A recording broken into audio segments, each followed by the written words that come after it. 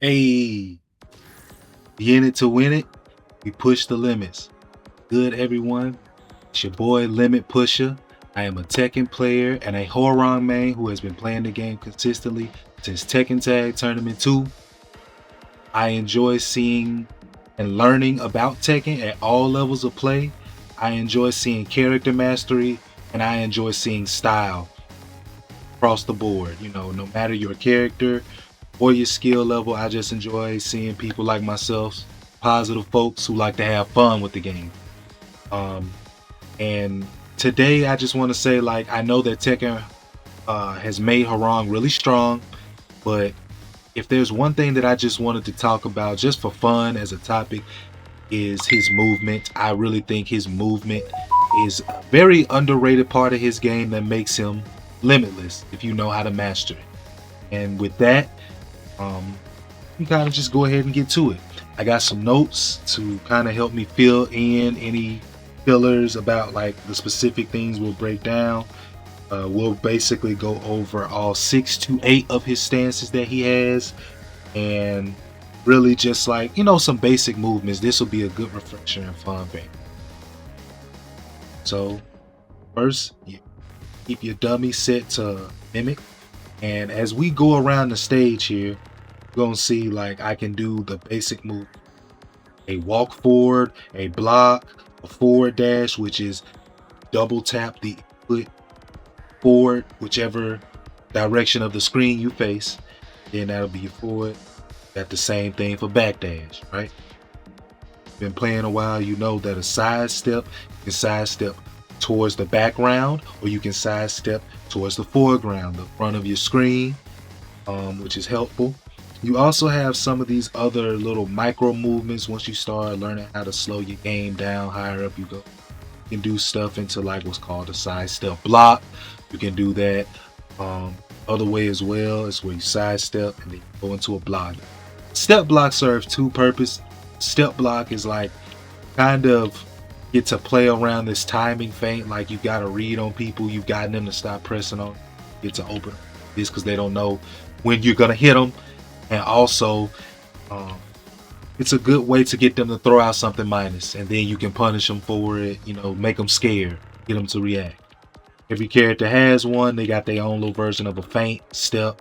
You know, the animation, if they ain't familiar, is cool. You sidestep into ducks if you think that they're trying to hit you with a low.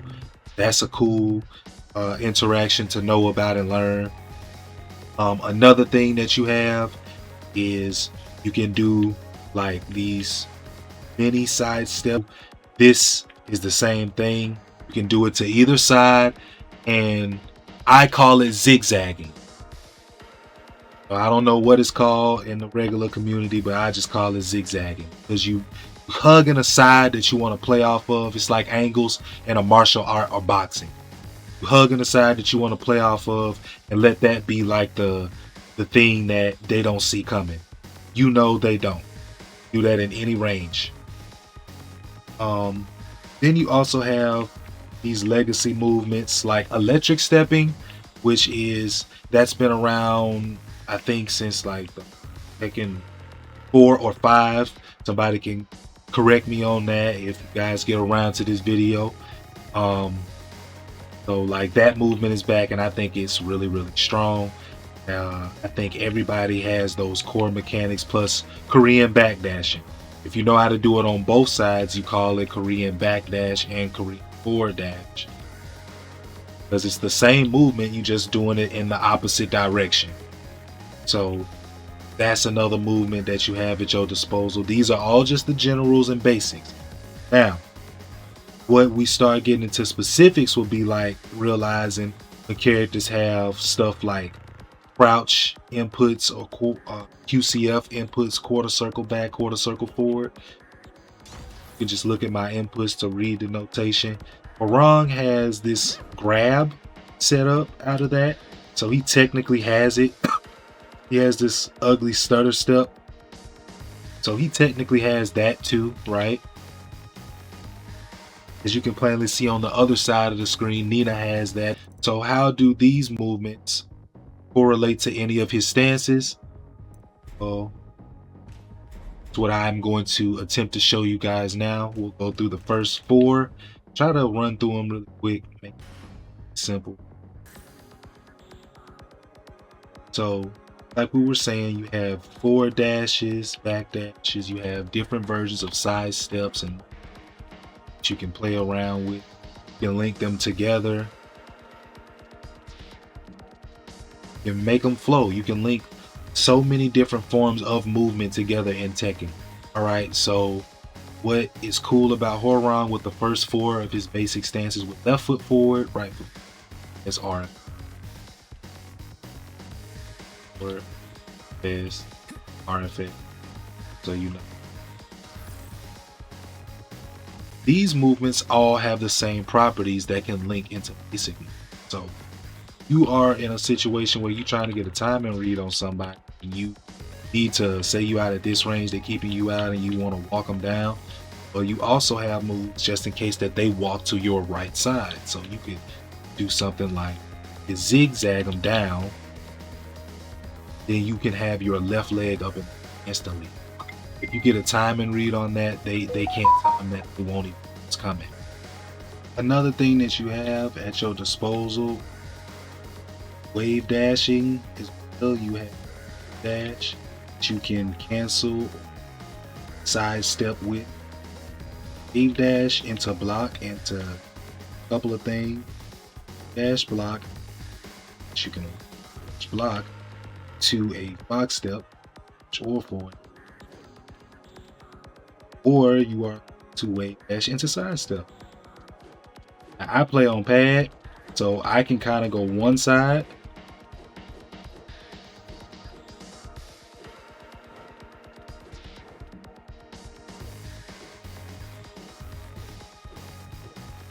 so I can do it a little bit. It's okay from the other side, but slight difference. You have to Wavu into a forward input and then side step when you're trying to go to the screen side, I call it. Background side you good. Screen side is kind of just different reads of timing, spacing, opening up the opponent, somebody that's turtling or they got a read on your patterns. You mixing up stances like that is crazy. All right, so same thing, right? With your motion switch, your 3+4 stance, you can do that. You can stay idle or neutral with this stance and side step.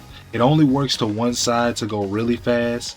The other side, it does it, but you can see it's a little stiff. I practice both anyway, so that's an option. You also have the option to combo it like a mini version of the fox step. The fox step, get into that now then. Fox step is where you're kind of hugging forward or backwards and then you do another input right after it, so it's like you're stance dashing. That's all fox stepping, stance dash. So it's stance dash, right? And then I can go back into regular forward and backward, forward, backward, side step.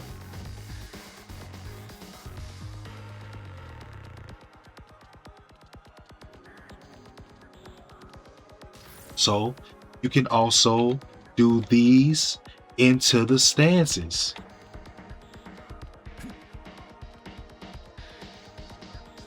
These are all based off of you understanding what your opponent likes, doesn't like within the round, what stances he's comfortable defending, what he likes to do versus a certain stance.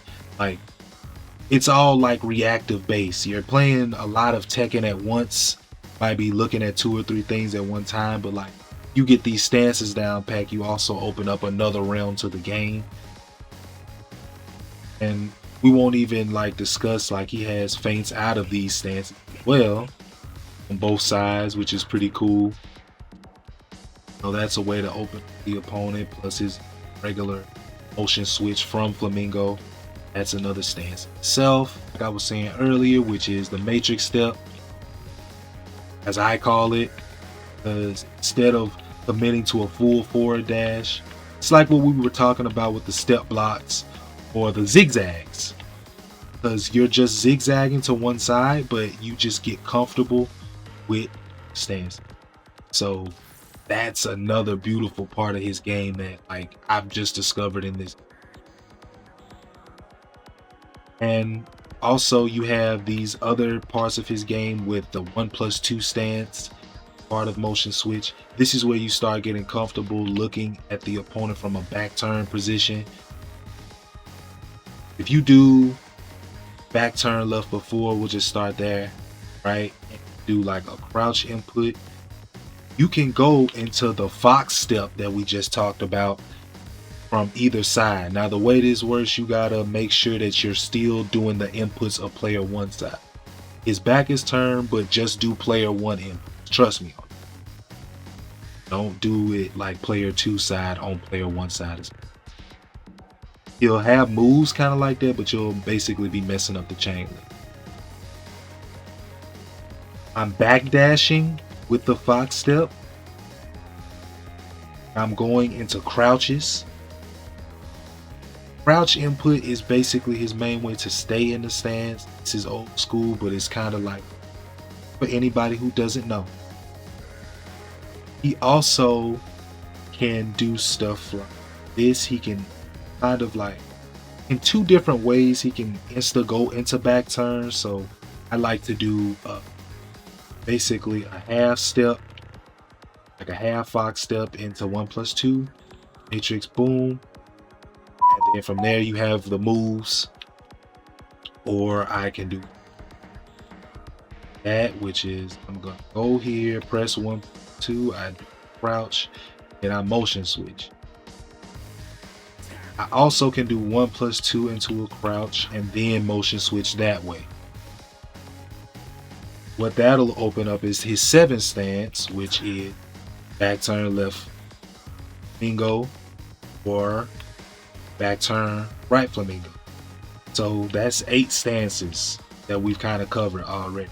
Covered left foot forward, how he can kind of like wiggle to either left flamingo, right. Covered right foot forward.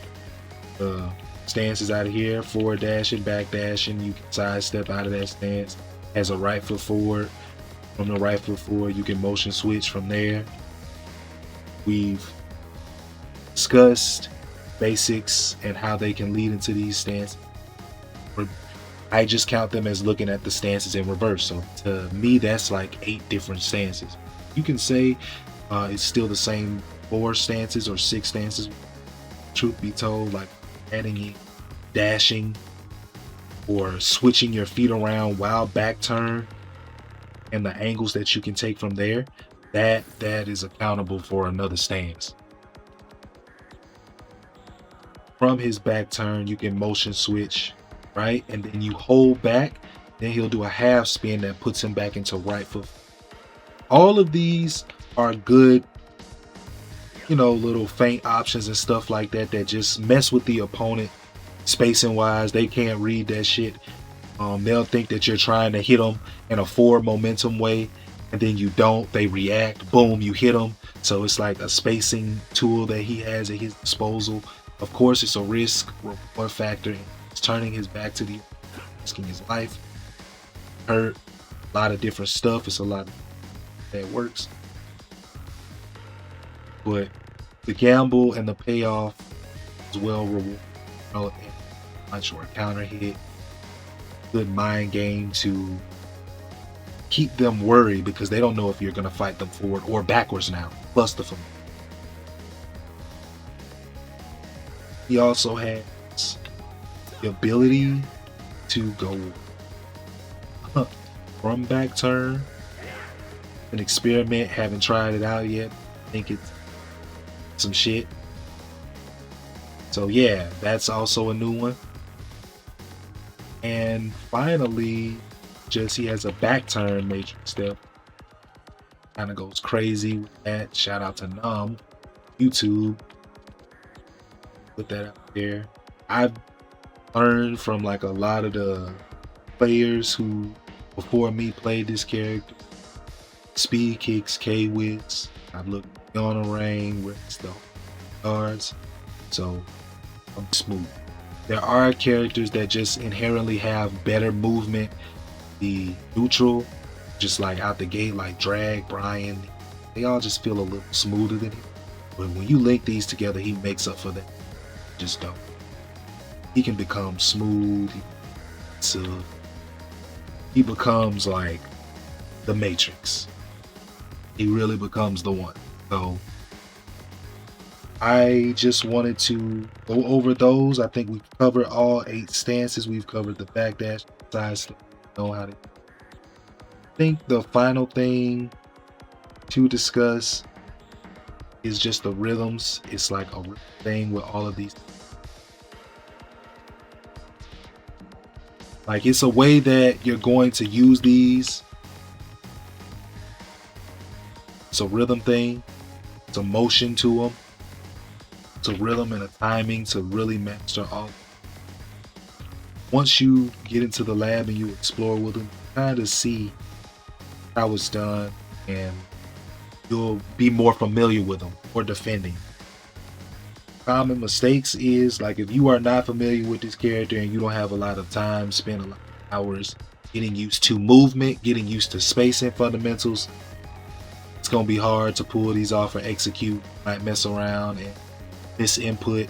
You will naturally sometimes have a miss input while trying these out, so use them sparingly. Can be hit out of them because they are stances, so you can be mashed out of this kind of stuff. You know, somebody might decide to heat burst or rage art.